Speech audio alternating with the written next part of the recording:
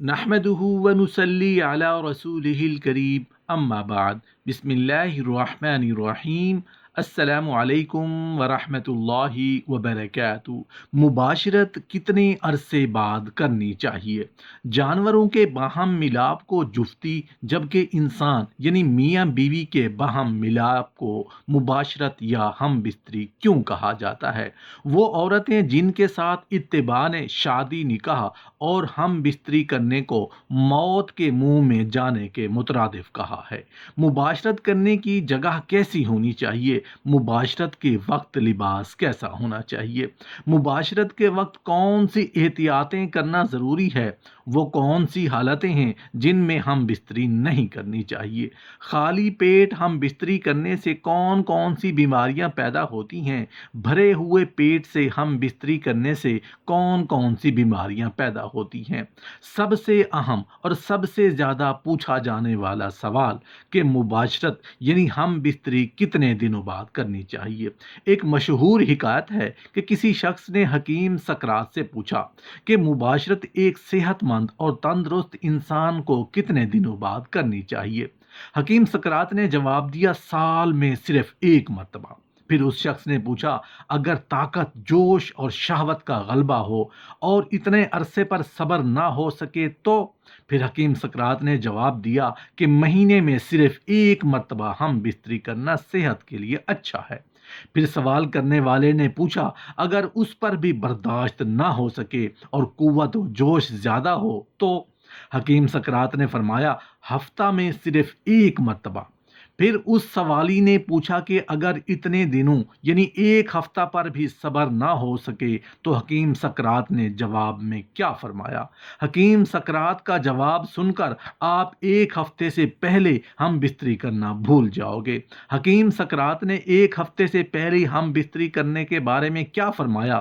مکمل تفصیل جاننے کے لیے ویڈیو کو آخر تک ضرور دیکھیے گا۔ محترم ناظرین، مرد عورت یعنی زوجین کے آپس میں ملنے اور اپنی خواہش پوری کرنے کو مباشرت، ہم بستری یا جمع کرنا کہا جاتا ہے۔ مباشرت کے لفظی معنی ہے کھالوں کا آپس میں مل جانا۔ مرد عورت کے آپس کے ملاپ کو مباشرت اسی لیے کہتے ہیں کہ مباشرت ایک طبعی اور فطری عمل ہے، لیکن مباشرت کے لیے عمر اور حدود ہیں۔ اصول کے ساتھ اس فعل مباشرت کو اختیار کرنے سے انسان نہ صرف سدا جوان اور طاقتور رہتا ہے بلکہ بہت سی خطرناک بیماریوں سے بھی بچا رہتا ہے، اور بے اصولی کے ساتھ مباشرت کرنے سے نہ صرف جلد بڑھاپے کا شکار ہونے، بے شمار بیماریوں میں گرفتار ہونے کے ساتھ ساتھ جلدی قبر کے پیٹ میں بھی جا سکتا ہے۔ سب سے پہلی بات تو یہ ہے کہ مباشرت، ہم بستری یا جمع صرف بیوی کے ساتھ کیا جاتا ہے۔ اگر بیوی کے علاوہ کسی دوسری عورت سے یہ فعل انجام پائے تو یہ زنا کہلاتا ہے۔ مباشرت، ہم بستری یا جماعت سے پہلے نکاح کا ہونا اس عمل کو جائز اور حلال بناتا ہے، لیکن نکاح کے لیے بھی کچھ شرائط ہیں۔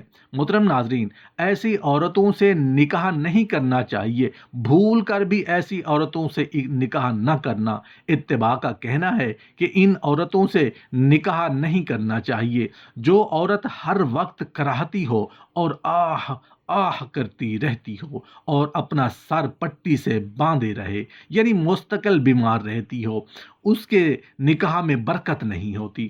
وہ عورت جو اکثر احسان جتانے والی ہو، وہ عورت جو اپنے پہلے شوہر پر فریفتہ ہو تو ایسی عورت سے بھی بچنا چاہیے۔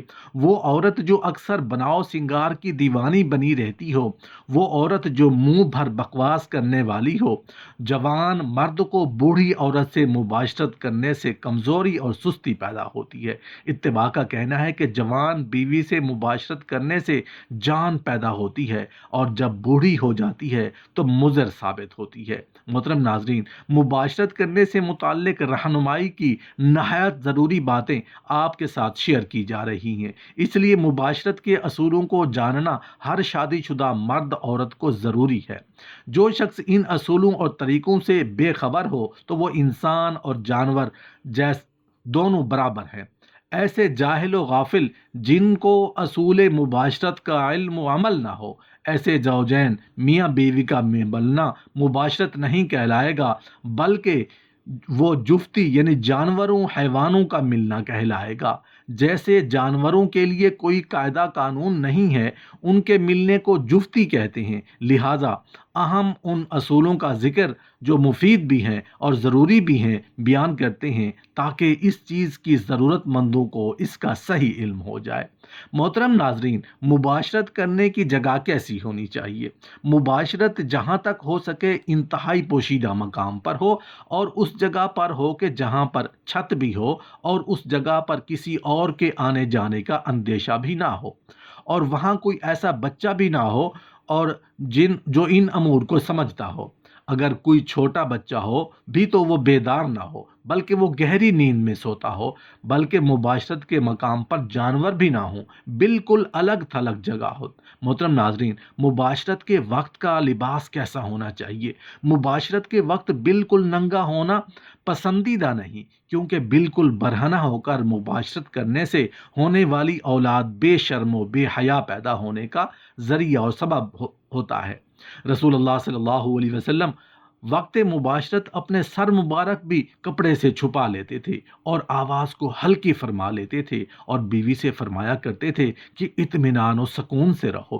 اور آپ صلی اللہ علیہ وسلم نے اصول بیان فرمایا کہ جب میاں بیوی مباشرت کریں تو گدھوں کی طرح ننگے نہ ہوا کریں۔ روایت میں ہے کہ اپنے آپ کو اور اپنی بیوی کو کسی کپڑے سے ڈھانپ لیں۔ محترم ناظرین، مباشرت کے وقت ضروری احتیاطیں کیا کیا ہو سکتی ہیں؟ مباشرت کے وقت بزدلی نہ اختیار کی جائے، ورنہ اولاد بھی بزدلی پیدا ہوتی ہے۔ مباشرت کے وقت اپنی بیوی کے علاوہ دوسری عورت کا تصور نہ لائیں، ورنہ شریعت میں گنہگار لکھا جائے گا۔ بیوی بھی اپنی ہو، تصور بھی اپنی بیوی کا ہو، مباشرت کے وقت زیادہ گفتگو نہ کریں، ورنہ ہونے والی اولاد کی زبان میں لکنت، گنگا پن پیدا ہونے کا ڈر ہے۔ مباشرت کے وقت قبلہ و کعبہ کی طرف رخ نہ کریں کہ اس میں کعبہ شریف کی بے حرمتی کرنے والا شمار ہوگا۔ مباشرت کے وقت شرمگاہ کو نہ دیکھیں، اس سے آنکھوں کی کمزوری پیدا ہوتی ہے، اور ہمیشہ شرمگاہ کو دیکھنے سے بھول چوک کی بیماری لاحق ہوتی ہے۔ مباشرت کے وقت دینی اور اسلامی کتابوں پر پردہ ڈال دینا چاہیے۔ مباشرت کے وقت کسی بدصورت بچہ کا تصور نہ لائیں، ورنہ ہونے والا بچہ اسی صورت کا پیدا ہوگا۔ محترم ناظرین، وہ حالتیں جن میں ہم بستری نہیں کرنی چاہیے۔ مباشرت حیض و نفاس کے دنوں میں نہ کی جائے۔ حیض و نفاس کے ایام میں مباشرت کرنے سے جسمانی تباہی و بربادی کا سبب ہے کہ ان دنوں میں نہ ملیں، کیونکہ اس خون میں زہریلیت ہوتی ہے جس سے بڑی پیچیدہ خطرناک بیماریاں پیدا ہوتی ہیں۔ حیض و نفاس میں مباشرت کرنے سے خارش، نامردی، شرمگاہ پر اور اس کے منہ پر جلن، سوزاک جریان ہوتا ہے۔ جو بچہ پیدا ہوتا ہے اس کو جذام، جس میں کھال پر زخم ہو جاتے ہیں، اور ان زخموں سے پانی رستا رہتا ہے، اور حیض والی عورت کو اکثر ہمیشہ کے لیے خون بہتا رہتا ہے اور بچہ دانی باہر نکل آتی ہے۔ بعض مرتبہ کچھ عورتوں کو حمل گرنے کی بیماری لگ جاتی ہے، بچہ دانی کمزور پڑ جاتی ہے، اور قسم قسم کی پیچیدہ بیماریاں آ پڑتی ہیں کہ حیض و نفاس کا خون اندر کی غلیظگی اور ناپاکی کا ہوتا ہے، جیسے اندرونی نظام خود باہر نکلتا ہے۔ اس حیض و نفاس کے خون میں زہریلیت اور تیزابیت ہوتی ہے، اور عورت کی شرمگاہ کا مزاج ان دنوں میں معمول سے ہٹ کر گرم ہوتا ہے۔ عورت جب تک ناپاکی سے پاک نہ ہو، اور بہتر ہے کہ جب تک غسل نہ کر لے، مباشرت نہ کی جائے۔ زیادہ کاموں کی مشغولیت کے وقت، نیند کے دباؤ کے وقت، زیادہ تھکے ہوئے کے وقت، رنج و غم، خوف و اندیشہ کے وقت، نشہ کے وقت، پیشاب پخانہ کے تقاضا کے وقت، ان تمام وقتوں میں مباشرت نہیں کرنی چاہیے۔ بالکل پیٹ بھرے ہوئے اور بالکل پیٹ کے خالی ہوئے کے وقت پیٹ بھرے ہوئے حالت میں مباشرت کرنے سے شدید قسم کا ورم معدہ، آنتوں اور جگر پر آ جاتا ہے۔ عقل مندوں نے کہا ہے کہ پیٹ بھرے پر مباشرت کرنے سے شوگر کی بیماری پیدا ہوتی ہے اور بدن کمزور بنا دیتی ہے۔